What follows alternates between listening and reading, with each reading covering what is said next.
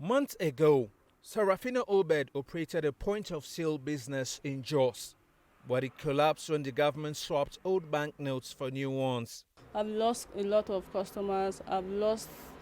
My business is not just the way it used to be. Like things are terribly bad, and then we just want the government to hear our voice and help us so that we'll still retain back our customers. I just want everything to be back on track the way it used to be before the cashless society and the change of currency.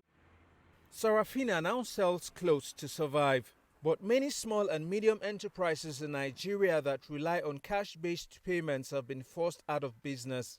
According to the Association of Mobile Money and Bank Agents in Nigeria, over 80% of its members have shut down operations. Economic analysts argue the decision by the central banks to make changes and circulate new notes was rushed. You had a good policy, you had good intentions, but it was totally out of place to, first of all, talk about giving a deadline for the change of these currencies when they need to come. You needed to also check your other systems of payments that you didn't actually look at. You already know that we had issues with our technology. In fact, the infrastructure that allows for transfers was already choked. In October 2022, Nigeria's central bank introduced the redesign of the country's 200, 500 and 1,000 naira notes in its financial system. The policy, according to the authorities, is aimed at fighting corruption, claiming 80% of old banknotes that have been outside the banking system and controlling the money in circulation to manage inflation.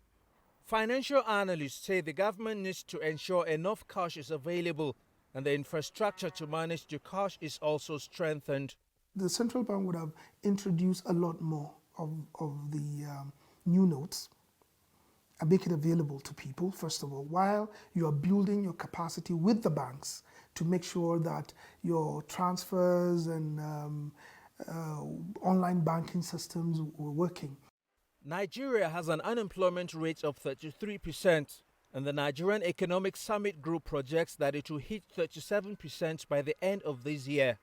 The Supreme Court in the country in March further directed the central bank to extend the use of banknotes in all the older denominations of the currency until December 31st to reduce the hardship among citizens and businesses.